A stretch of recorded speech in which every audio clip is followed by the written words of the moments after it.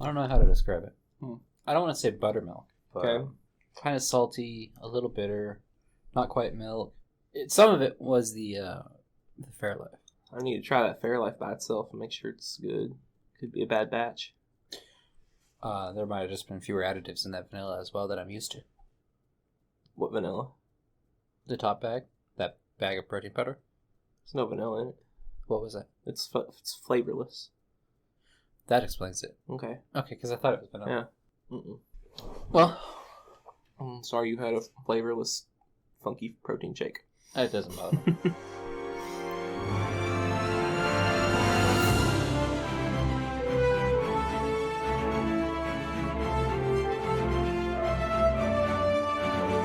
Welcome to the Heroic Barbell Podcast, where we teach you how to be the best version of yourself through strength training, biblical wisdom, and living a heroic lifestyle.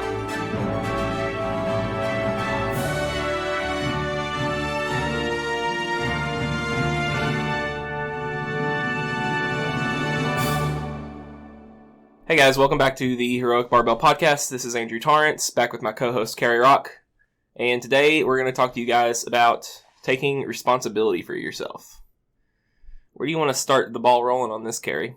I think that most of the time that people don't want to take responsibility for themselves is because they want to keep on living the good, the easy life. They don't want to, the short-term benefit, the lazy, they do what they do because they don't want to do what they don't want to do. The problem is, as you made about made that joke in your first video about heavy squats. Yeah. Voluntary hardship helps. If you do this voluntarily. If you guys are hearing a bottle rolling around, it's because I'm taking some Advil. We just got done working out. Did a 5-hour workout today. We wasted a ton of time. There was like the better part of an hour in there where we were, engaging in the stupidest, disagreement. Yeah. You don't need to listen. We won't mention it. Because it's pointless. Uh-huh. But we spent about 5 hours doing what should have taken an hour and a half probably. Yeah. If we were at our best. And not that we didn't have fun, but I feel like I always end up feeling a lot more beat up. Whenever I'm around? No, whenever the longer it takes to get a workout done, even though you may do the same amount of work, in 2 hours versus 5 hours, I feel like I always just feel more beat up after the 5 hours. Probably just because you get cold, you just drag it out, and your body, I don't know, I guess your body just does better if you just kind of get done what you need to get done and get out, so to speak. If we were being responsible, we wouldn't waste so much time. And then we'd be playing Super Mario RPG right now. Druggy. So what were you saying? I think most people don't take responsibility for themselves in the short term because they don't want to put in the hard work. They don't want to do that. They just want to have it given to them. They've in the small things, we don't want to buckle down and get done with our workout fast. What's the cost? Not much. A few hours. Not a big deal. But it's not just, in a workout, it's every matter of life, every fact of life. There's people who, they'll leave the donut on the spare tire on their car for months, and they're not supposed to do that. That's not meant to be driven on. It's not meant to, he's laughing because he knows exactly who I'm talking about. And it's not good for the car. It's not what the car was designed for. The donut was designed to get you home, not designed to be driven on, regularly. So That's right. And the problem is a lot of people take that mentality. They'll either not take responsibility. They won't do what they're supposed to do. They won't, they just won't buckle down and clean your room, bucko. And it's foolish. It's a lack of discipline. It's a lot of things. Now that's not to say that you should take upon hardship on yourself. Just because it's voluntary doesn't mean it's beneficial necessarily. Yeah, and we covered that in the previous episode. This idea of voluntary hardship is a good idea because, we live in at least up until recently, we've lived in a time, Americans have lived in a time of peace and prosperity for the most part for about 70 years. And we've absolutely had huge problems in the meantime. That's not to, if you're thinking, well, obviously you guys are blah, blah, blah. Sure. And it's not to say there's not been any big problems. But It's not the same. It's not the same. I think that, that has its benefits, obviously. But I think it's made us soft as a society and as a nation. Well, and we haven't needed to. Yeah, and, Rather, we could get away with not. You might have needed to, Uh-huh. but if the consequences of not weren't sufficient, if you will, many people will choose not to. Yeah. Like I said, sometimes it's, your workout takes 3 extra hours. Sometimes it's you're driving on a spare tire that's not meant to be driven on, and, what's the lasting damage to your car? Some minorly increased wear and tear, Sure. But you are also without your spare, for one. That's right. Or it could be that you've never really encountered anything hard in your life, and there's not really been too many hard things in most people's lives. So now you are utterly unequipped when it comes to the problems and challenges of today's life. That's not to say they had it bad in the past. It was different. In some ways, we have it bad now. It's different. It's not the same. A lot of people aren't prepared for it. They're not mentally equipped for it. Whether that's by choice or by happenstance. And now we're seeing in our society currently, we're doing this podcast in July 2020.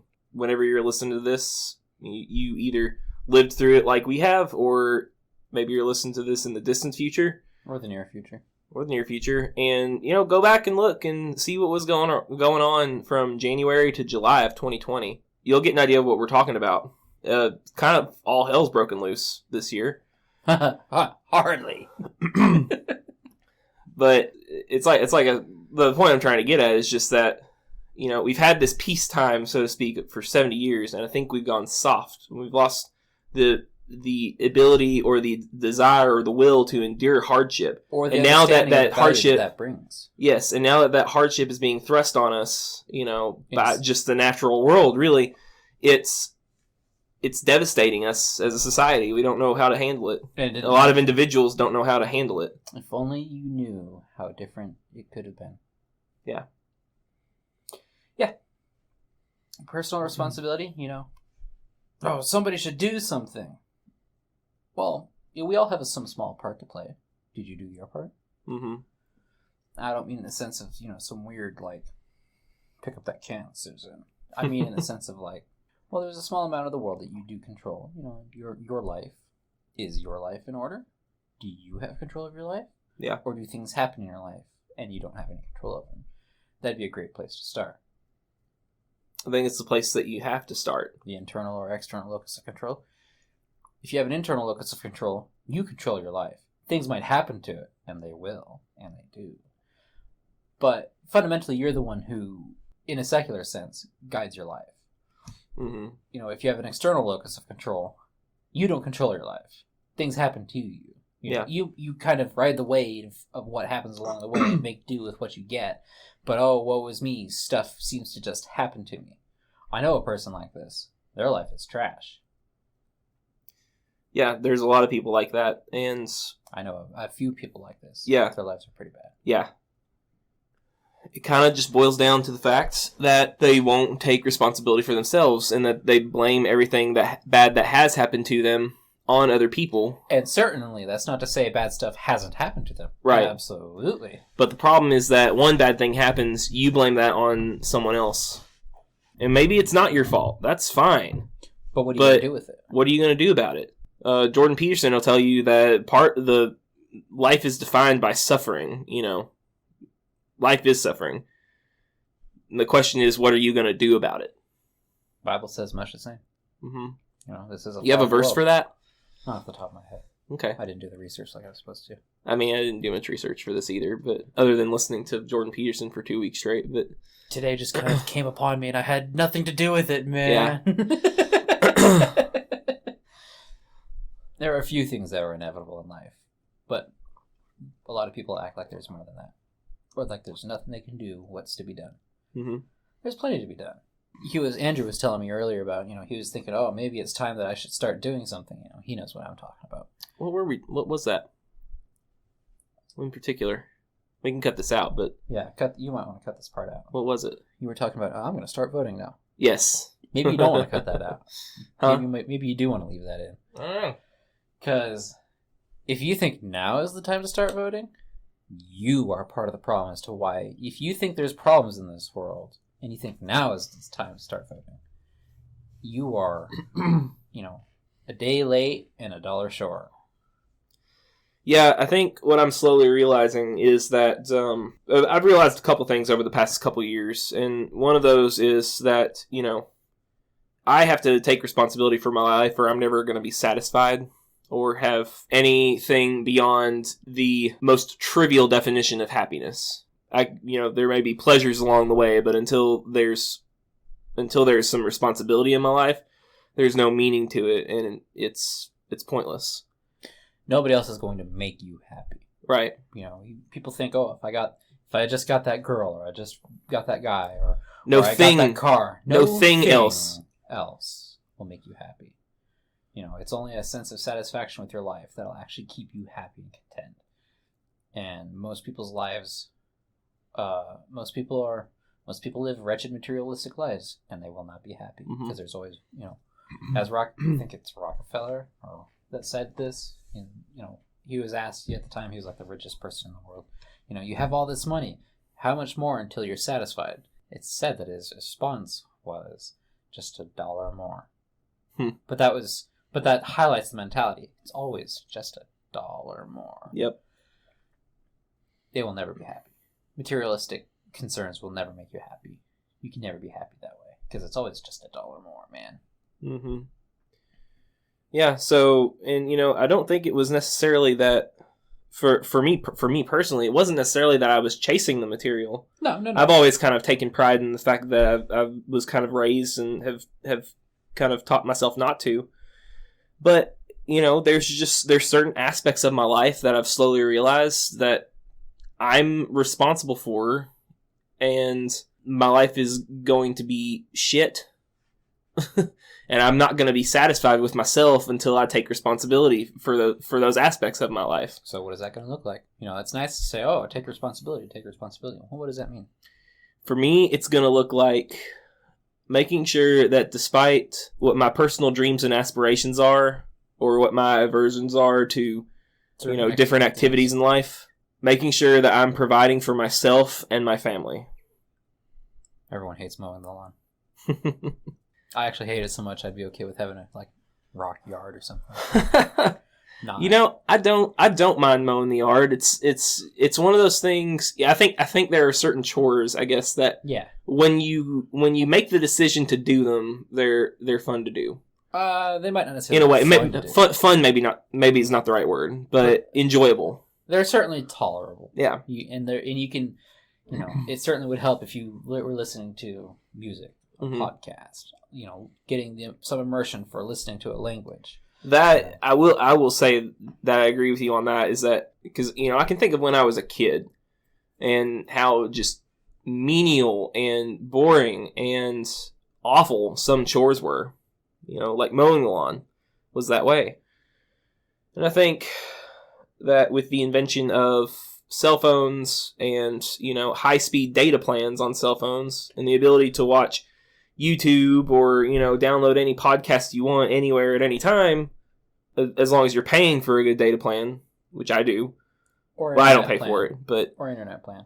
Then there's really no reason not to do it. There's not, you keep your mind occupied with something else while you do the menial task. It becomes a lot more doable. This might be this is a perfect related sort of thing. In the past, truck drivers, more or less, have this reputation as being, scruffy, uneducated, absolutely. And I'm not to say your average truck driver is some philosophical genius. Hardly. That's not at all what I'm going to say. But I am going to say that do be careful arguing with some of these people because they have a lot of time on their hand that they are able to listen to audiobooks. They're able to educate themselves. Yeah. Well, then you are able to educate yourself, mowing your lawn, washing the dishes, doing the laundry, driving your car to school or work or, whatever. You can download that podcast. You can have it on your device. You can listen to that audiobook. Now, okay, I have no time to, read a book. Well, have someone read the book to you. Yeah, sure, it costs extra money. But on the other hand, that's convenience. Yeah. But a lot of so people you don't mentioned- choose to do that either. They don't choose to either improve themselves at all. Right. Music is a lot less edifying than perhaps a podcast might be. But the majority of people would rather listen to just whatever music when they're driving down the road or doing these chores or something like that. And there's nothing wrong with that. No, not at all. I mean, we were working out and I had my music playing and he was very decent. He was very kind to not say anything about it, even though I know it's not the sort of thing that he particularly enjoys. I'm not gonna lie, some of the music that you've been listening to the past few weeks that I've been I don't know if it's trash. I was gonna say that I like some of it. I like a lot of it. It's growing on me. But a lot of it's also, I made that comment about, it's like, come on, grow up. Mm-hmm. I believe it. I enjoy that music. Yeah. But it's still like... I mean, is it actually hurting anything for you to listen to that music once in a while? For me? No. Yeah. I wouldn't play it at the church. No. But... I wouldn't play half the music I listen to at church either, so... and I'm not going to say mine's any better than that. Maybe we need to reverse the roles and I need to get you to listen to some of my music. Yeah. I actually abhor a lot of the music you enjoy. Okay, well, if you're so sure, I won't press that issue. It's a lot of it is. It's not that the quality necessarily is. It's not like all rap is unilaterally universally terrible. Mm-hmm. No, it's not like all hip hop is universally unilaterally terrible. Hardly. I don't know. There's something missing to it. To a lot of it for me. I enjoy Jurassic 5. I enjoy Deltron. And I enjoy I can't remember his name. The lead singer and the frontman of Outkast.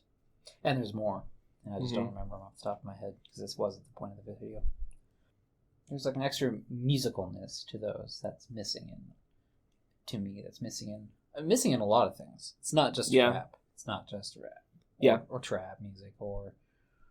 No, you're absolutely right. There's, you use the phrase musical element missing, and I completely agree. There's some je ne sais quoi that's not there, and I just can't put my finger on what it is necessarily. Because it's different with each piece, It might be, why does Jurassic 5 have it, but somebody else doesn't? Mm-hmm. What is it? Yeah. And it's something that's on my end, I think. That's not, it's the song is what the song is. Plenty of people like it, whatever it is, probably. So, what is it that I'm not getting out of that I'm looking for? Mm-hmm. Well, I think the majority of people are just too easily entertained, or occupied in some people's brains. Like this is gonna sound mean and condescending, but I can't help but feel like it's true that there's just some people, a majority of people, whose brains are so small that they're entertained at the level of a child all their life. I don't think it's something that had to be that way. I think it's part of that, So I think the cycle goes like this. Hard times create hard men. Hard men create good times. Because they grew up in hard times. Who likes that? Good times make soft men. Yep. Because times are easy and they don't have to be hard. Soft men make hard times. Mm-hmm. We are approaching hard times. We are still in good times. Sure. We're approaching. We're on the driveway. We're on the brink. Yeah, we're on the driveway. To the abode of the hard times, if you will. That's a terrible analogy, but I'll be clear. I will be the first to admit that I am a soft man. And I'm sure that Cary would, admit the same thing for himself in some ways. I won't say I'm a hard man. Yeah. So, it's, we can recognize these things without pretending otherwise that we're not that way, Yeah. Or admitting that we're also part of the problem in some ways. Although, there is something to be said for realizing that there's a problem and trying to remedy it, which is going back to the idea of taking responsibility for yourself. And don't mistake, just because you enjoy the luxuries of life doesn't mean you're a soft man necessarily. No, that's just not. Because you enjoy adversity and hardship doesn't necessarily mean, probably more likely does, but just because you do doesn't necessarily mean you're a hard man either. Mm-hmm. I mean, chess is a hard game. I think take responsibility for yourself can probably be summarized in a few key ideas.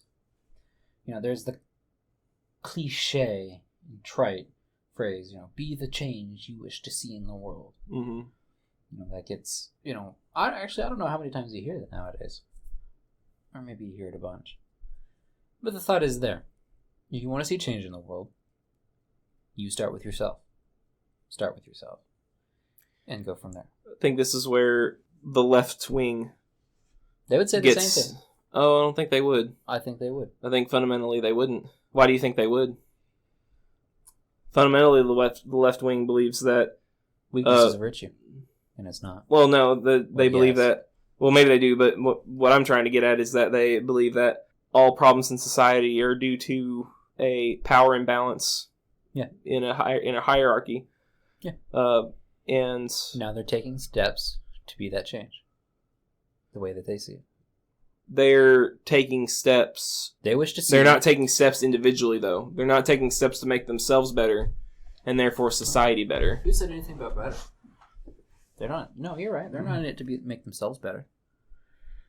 But they are in it to see the change that they wish to see in the world. They want to see more allies? They'll be the ally. Okay, I see what you're saying. Yeah. And they'll make you be the ally or suffer. Mm-hmm.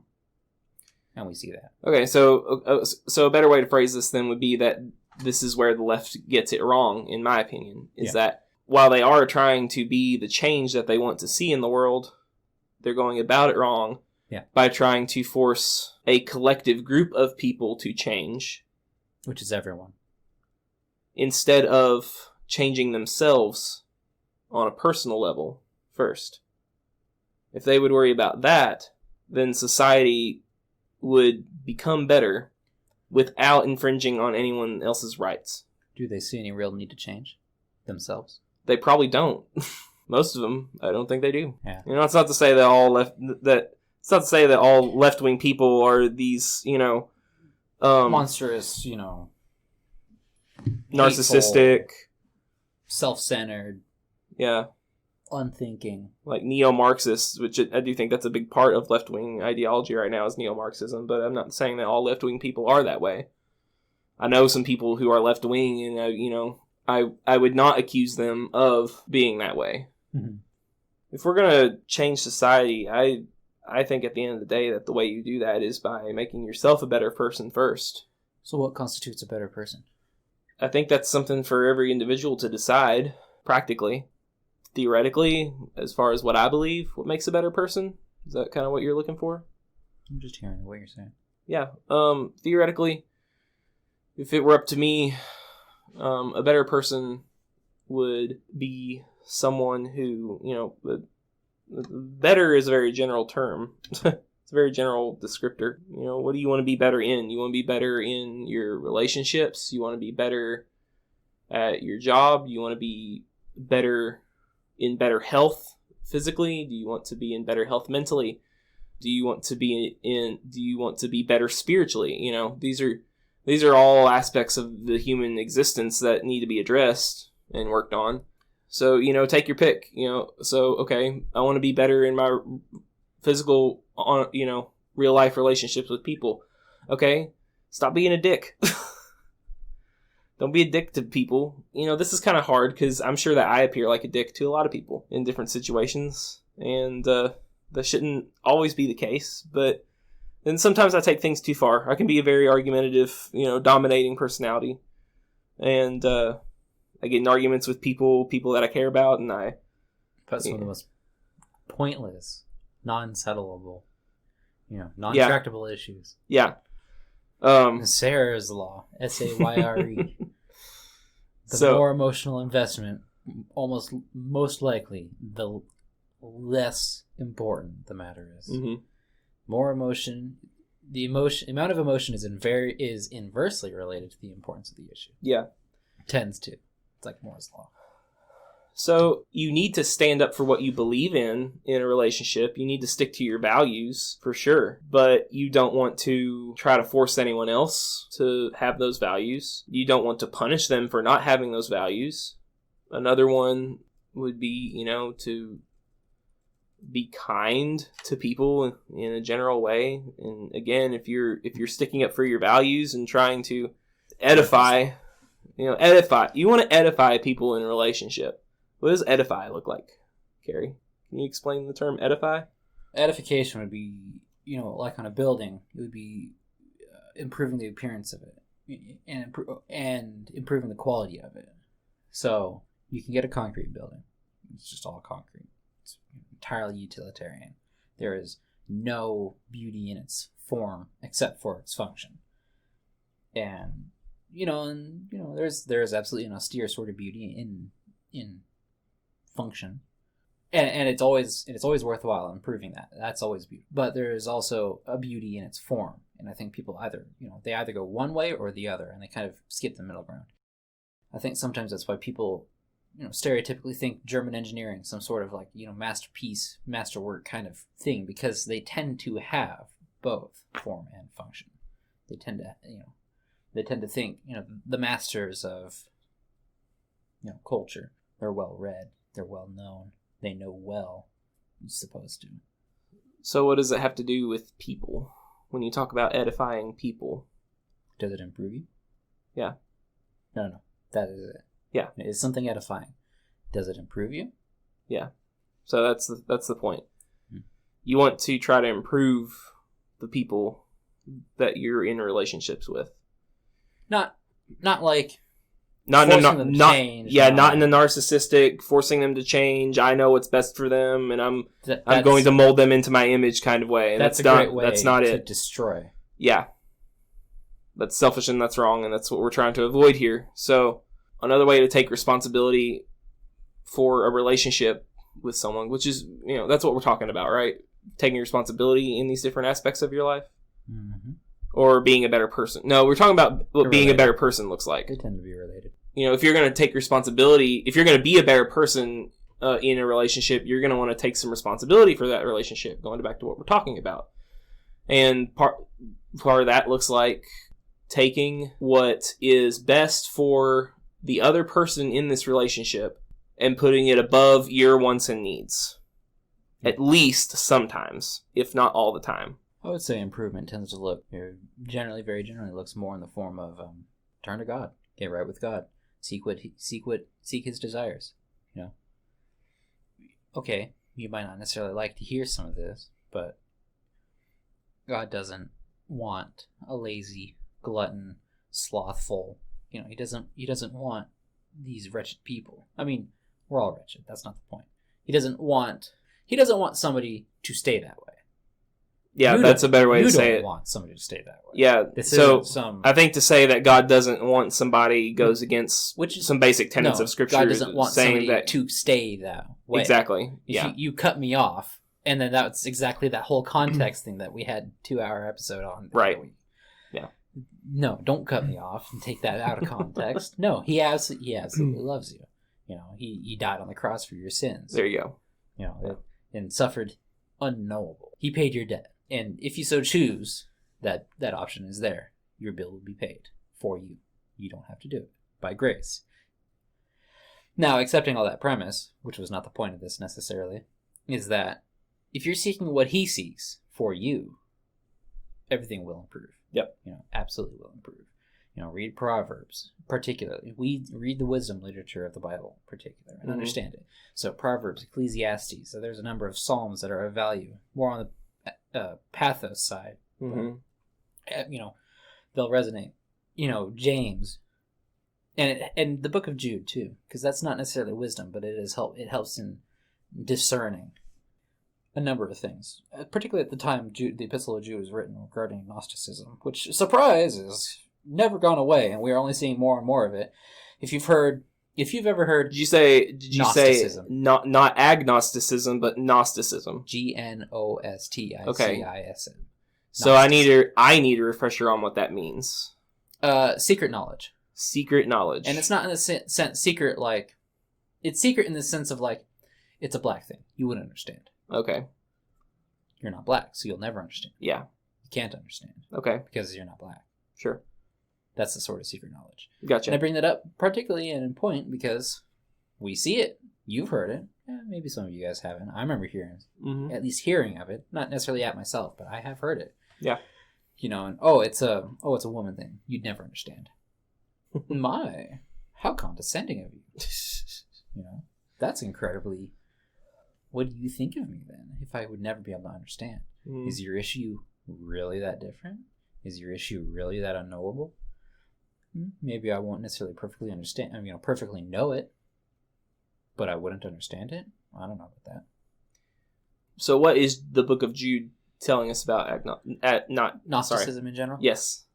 If I recall correctly, it's talking about the warnings about you have these false teachers. They are here. Be careful, be aware. Know what they are saying, and test it. Test the spirits. Know whether or not what they are saying is in accordance with the Word of God. You'll hear, I don't know why YouTube's in particular been recommending me these videos, but YouTube's been giving me a bunch of recommendations for, rapture dreams and coming of Christ dreams and the coming Great Tribulation dreams, and I'm not sure why YouTube started recommending that in particular, but they did. Okay. Everything any of those dreams say, you should be able to either find in the Bible, find some, it will either correspond to the Bible, or it can probably be thrown out. And there's kind of not really much in between. There might be some, it's like, well, it doesn't really mention one way or the other. File it in the needs more information cabinet and leave it at that. Don't make a judgment based on it because you need more information. Mm-hmm.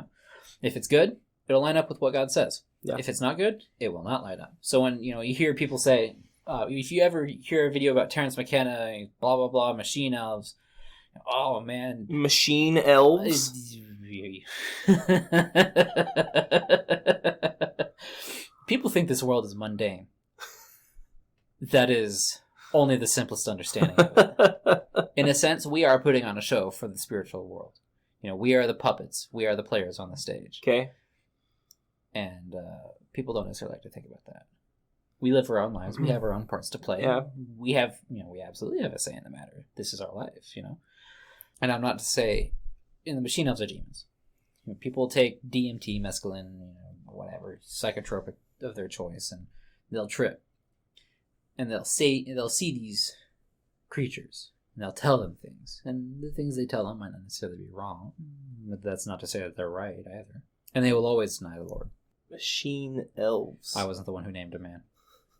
Dude, it wasn't me. Terrence McKenna. All right then. Anyway, we're supposed to be talking about taking responsibility for yourself. Seek the things of the Lord. You will improve in all ways. What's that? You think there's a whole lot of sluts in the world, and you think all women are bitches? Well, who do you think encouraged them to be like that? It couldn't have been a whole bunch of the men in the world. Don't do that. Yeah. Stop it. Women are human. Men are human. All men are pigs. They're all trash. And they all should die. Well, why do you think they're like that? It couldn't have been that you given, at their slightest whim, you bent over backwards, literally, and gave them what they wanted, literally. Don't do that. Have some self-respect. Be decent. They are not there to deny you. They're there to keep you safe. Why did your parents tell you not to play in the road? Because you might have been hit by a car. It didn't happen this time. It didn't happen the next time. Or, the other time, or whatever. That doesn't mean it doesn't happen. Oh, it definitely happens. Mm-hmm. Don't smoke weed. You'll get addicted. Weed isn't addictive, man. Oh, I can tell you, it physically is. Oh, weed doesn't change you, man. I can't tell you how many stoners I've known that are... In a sense, it does change you. And in a sense, it doesn't. Literally. In a sense, it does, actually. So highlight. You do not change. That is the sense in which you change. You are stuck at whatever development stage you were at. You were 14, you started smoking weed, you're probably not much older, mentally, emotionally, psychologically, older than 14 or 15. You might have the body of a 30-year-old, 40-year-old, 50-year-old, 70-year-old. You are an immature prick. Chances are fair. Stop it. We should do a weed episode. I'm going to let you take the lead on that one. Weed. Part of taking responsibility for yourself, again, we mentioned spirituality earlier, and when we were asked, what does it look like to better yourself, to better yourself spiritually, and to take responsibility for yourself spiritually is going to involve, whatever God you do believe in, it's going to involve you taking responsibility for your relationship with that deity. You know, we're Christians, so we believe in the God of the Bible, and that's, you know, no surprise to anybody at this point. I don't even know why I have to say it. For a Christian, you don't have a responsibility to take any actions that save yourself. That's not what we're talking about. But what you do have is a responsibility to respond to the actions that have been taken for you. By grace. By grace. There is nothing you can do to get you into heaven. The only thing that you can do to get you into heaven is to accept that Christ died on the cross for your sins. That's right. That he was the only begotten Son of the Lord. Mm-hmm. That's it. There's nothing else you can do. Catholics say all sorts of things. Lutherans say all sorts of things. Protestants the rest of the Protestants. Mm-hmm. Each of them all say all sorts of things. Right. This is the only thing. He even says it in the Holy Book. If you don't believe that that is the only thing, rethink. If you don't believe that, and that purports itself as being the central tenet, why do you believe any of them? Yeah. Why do you believe any of it? That's the problem with those that don't agree to sola scriptura in regards to the Bible. Because it's like, well, if you don't think that's it, why stop there? Or why at all listen to it? If you don't think it's complete, you can't trust it. Yeah. Taking responsibility for yourself spiritually is not saving yourself. It's accepting God's salvation and then taking responsibility for your relationship with him. Yeah. So. Yeah. I guarantee you will see improvements in your life. You will. That's not to say things will be easy. I mean, you can be entirely secular and make actual, physical improvements in your life. Improve your health, improve your mental state, improve your all sorts of these other things. Cut out drugs, cut out alcohol, cut out... Now, I mean, some of this can be cut back. Some of this has to be removed, whatever. You will still get pushback on it.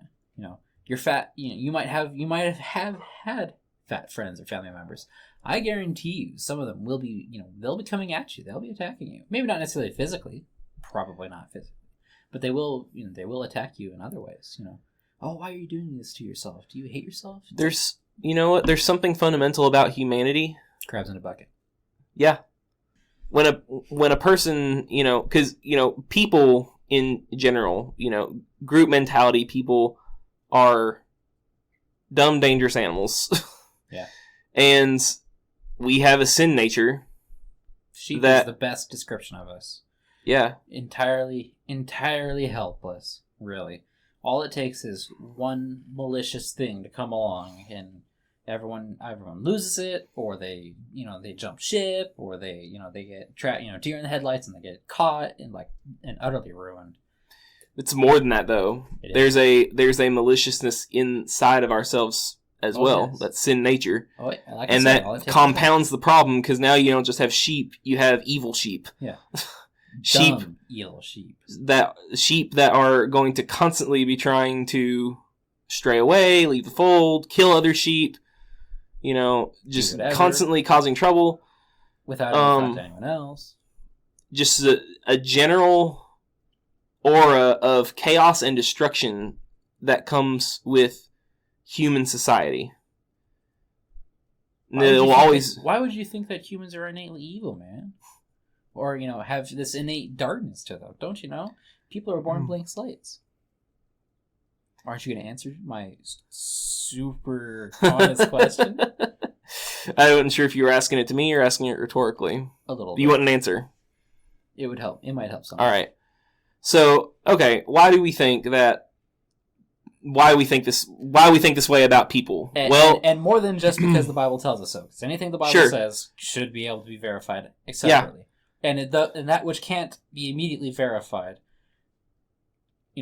we feel should be trusted. Mm-hmm. Surprise. And if you don't, it's not like Amun-Ra who says, blind faith means, they don't know evidence. They're entirely unreasonable about it. No. Check it, test it, look for it. There will be evidence. So the simplest answer I could give would be, do you think that there is evil in the world right now? Okay.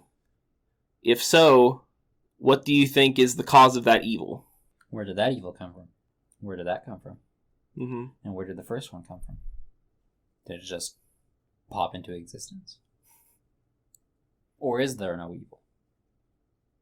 In which case, I don't know why you're still listening. Yeah. You are, you can take some abuse, man. It's people. This is a world full of people. And while people do have some good features about them because they're made in the image of God, they also have a sin nature. And it causes them to do some very evil things. The sin of Adam and Eve was not being tempted. The sin of Adam and Eve was to fall to that temptation. Right. And then to lie about it and all that other stuff. Sure. But that disobedience in the first place, the command was, do not eat of that tree. And they did. Mm-hmm. There's some very interesting interpretations, I should say, of the Genesis 3 story. I hold to it more by some different people. They're They're a little more secular, but I think they're insightful at the same time. I don't know enough about them to really go into detail here, but maybe I'll link some stuff in the description or something. I wouldn't be swayed by them mostly. No, it's not. I would think that I think that there was a physical Adam and a physical Eve. Was there other stuff going on? Oh yeah, sure. I do too. I absolutely believe so too. But I think that there's obviously a story. There's obviously a story with the moral being told to us in Genesis 3. Well, there's a story with the moral being told in everything of it, right? Of the Bible, and that's not me spiritualizing. That's literally yeah. So I think it's just there are some interesting takes on what those morals are, like what the moral to the story is. What things mean, Why weren't Adam and Eve allowed to eat of the tree of good and evil? Why, when they did, was it bad? Why, other than God said so, there's hopefully some deeper reason than that he didn't want us to in the first place, And, why, when they did eat of the tree, did they become aware of their nakedness, and why were they ashamed of it? I mean, they'd been naked the whole time.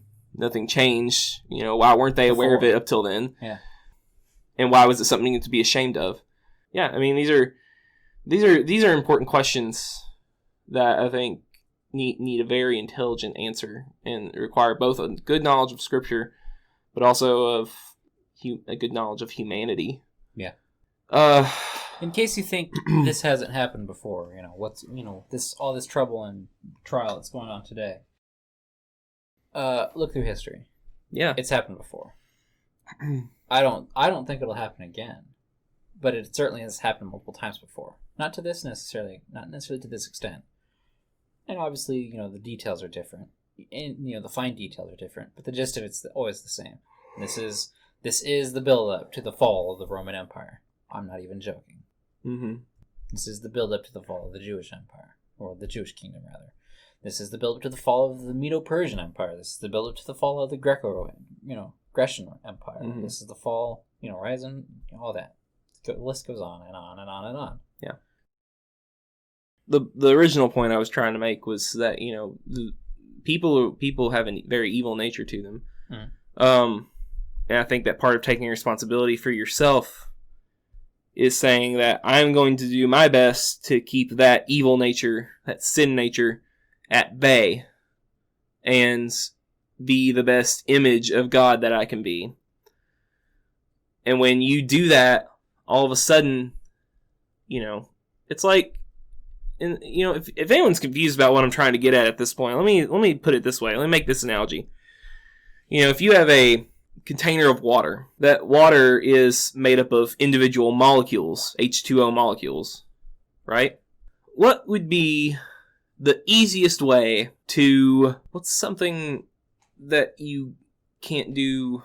I guess what I'm trying to get at is there's something that you can't do to the water that the molecules in the water have to do themselves to change the properties of the water. What would be an example of that? Well, you can decrease the temperature of the water. That doesn't necessarily mean it's going to freeze. You can even get it below zero. That doesn't necessarily mean it's going to freeze. What happens in freezing conditions is that the London dispersion forces become great enough.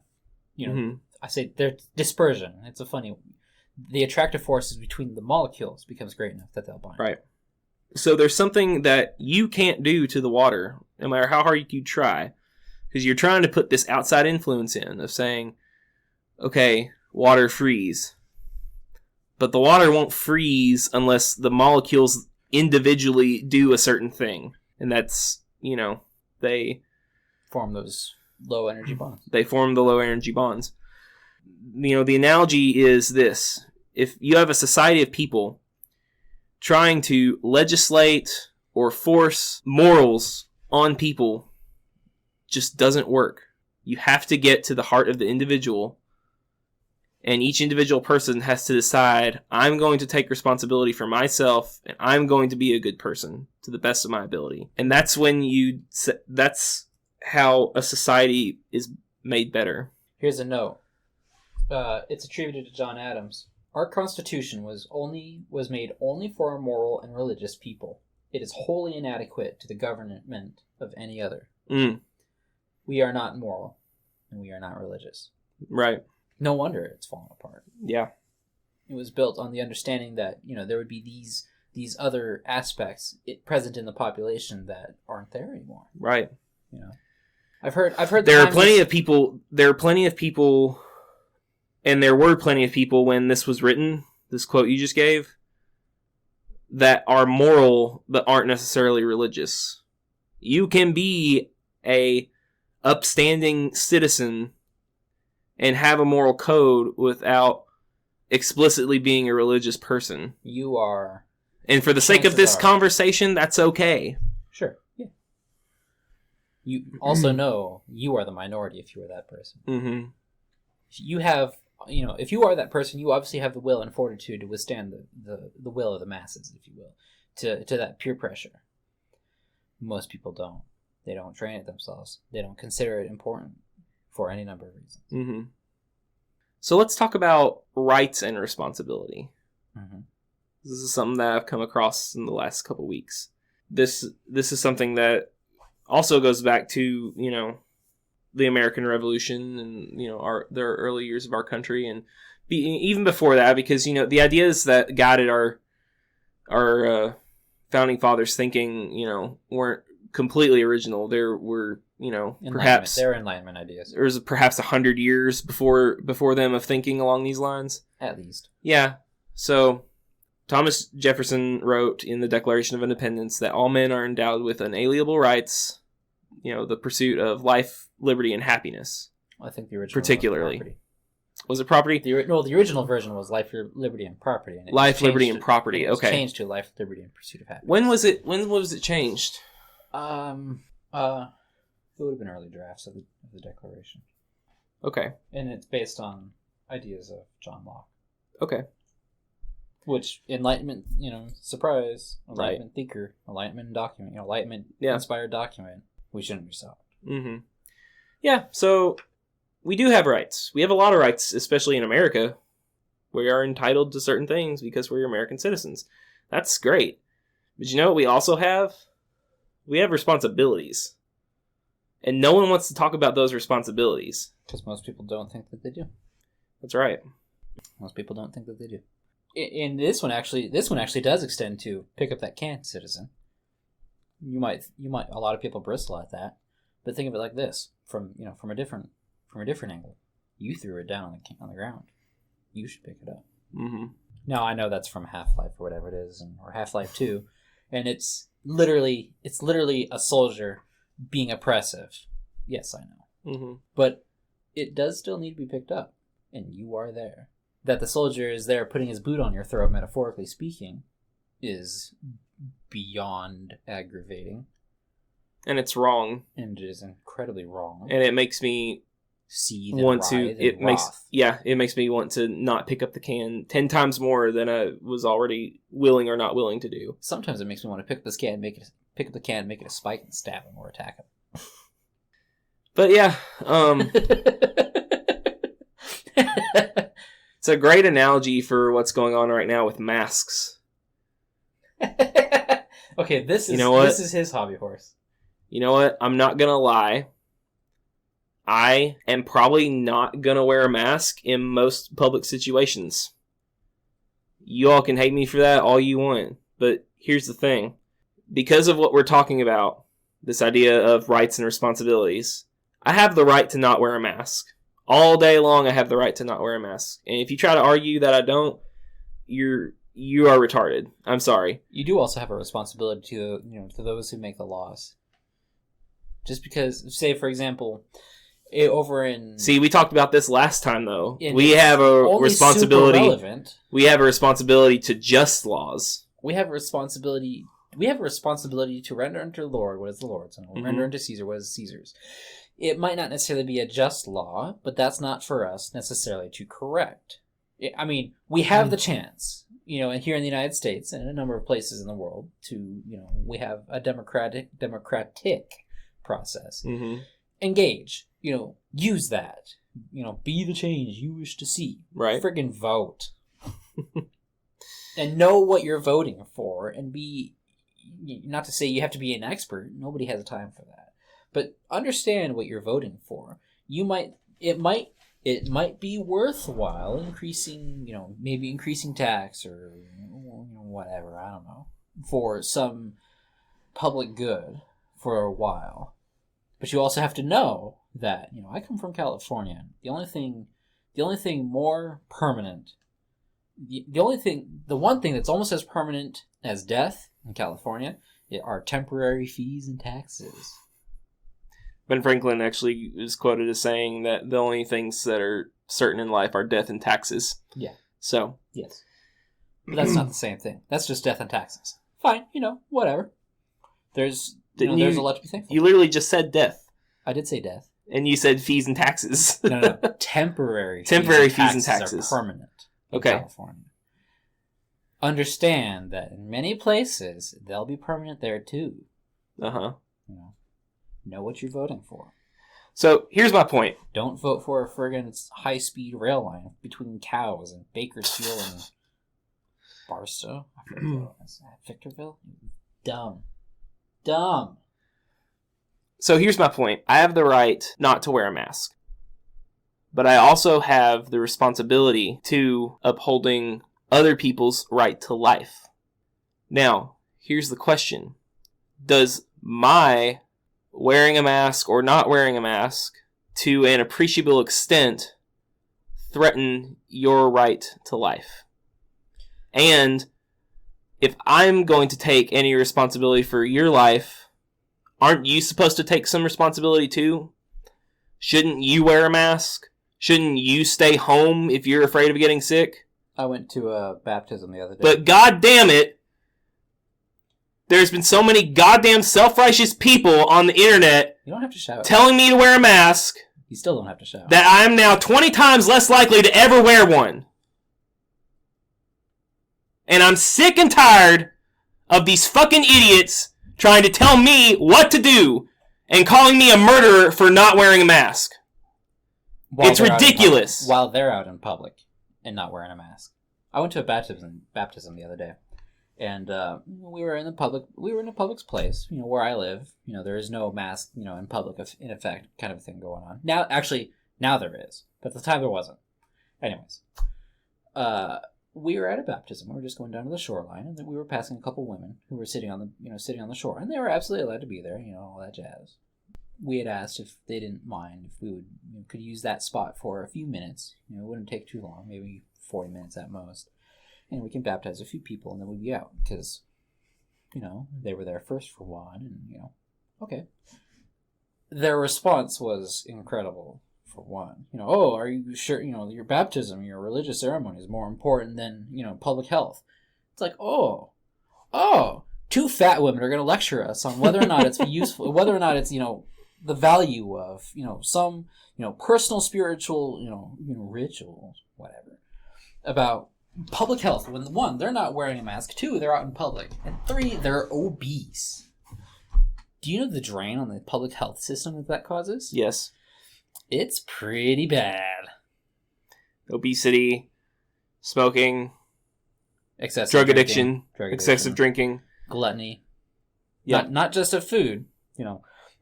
Americans consume, the first world, does not live at a sustainable rate. You know what? I think they're right. I don't think most of us do. And that is gluttony. But on the other hand, what were they doing there if it was such a huge concern of public health? Why are you out in public without a mask?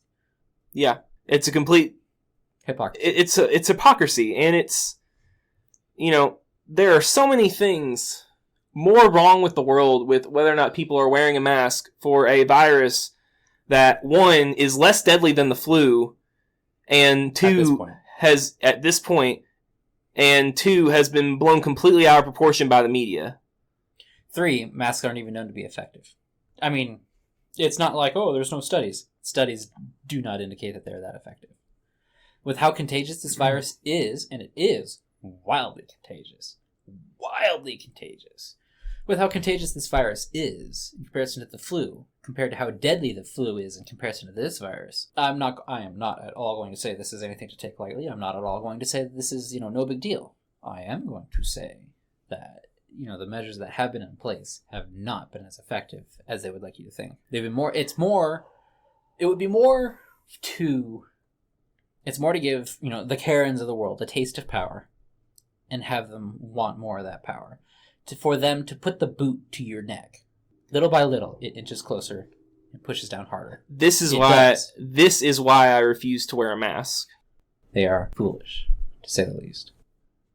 I will be happy to not have to wear one. But we still need to wear them. If that is the law. Like I said, vote him out. We have the tools, and we have the chance and the opportunity. Why deal with this tool? Get him out. Oh, but so many people will vote to keep him in. Your battle isn't with the governor, then. Your battle is with them. You need to convince them why this is a problem. Now, chances are high that they'll fundamentally disagree. Chances are high you'll also notice that many of them don't want to take responsibility for a number of things in their life. Not just, everyone does this. Everyone does this.